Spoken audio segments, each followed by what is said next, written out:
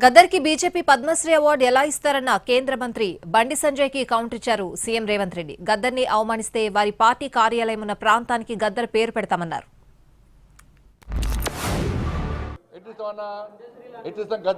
చెప్పండి అని భావజాలం ఏంది? ఎంతమంది భారతీయ జనతా పార్టీ కార్యకర్తలను మర్డర్ చేసిన వ్యక్తులు ఆయన ఎట్టిస్తాం? మేము పక్కా అయ్యాం. మా కార్యకర్తలను చంపితే మా కార్యకర్తలు చంపిన కార్యకర్తలను పాటలు పాడినటువంటి వ్యక్తి గద్దర్. అనేక మంది పోలీసులను ఎన్కౌంటర్ చేసిన విషయంలో గద్దర్. ఎట్లిస్తాం? మీరు వంశం ఇస్తామేంది అవార్డ్స్? భయపడే ప్రసక్తి లేదు, వెనుకపోయే ప్రసక్తి లేదు. వందల మంది భారతీయ జనతా పార్టీ కార్యకర్తలు నమ్మిన సిద్ధాంతం కోసం భారత్ మాతా కీ జై అని చెప్పి ఆందోళన చేస్తుంటే నక్సల్స్ భావజాలం గద్దర్ మా కార్యకర్తను హత్య చేయించిండు.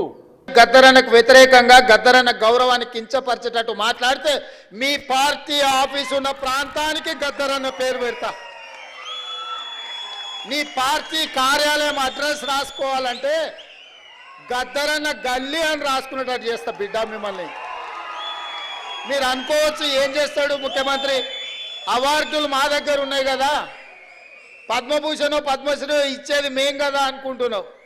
కానీ నీ పార్టీ ఆఫీసు గద్దరన్న రాష్ట్రంలో ఉంది, ఆ సంగతి మర్చిపోవద్దు. నీ పార్టీ ఆఫీసు ఉన్న ప్రాంతానికి ఆ కాలనీకే గద్దరన్న పేరు పెడితే అప్పుడు ఎవరు పేరు రాసుకుంటావు?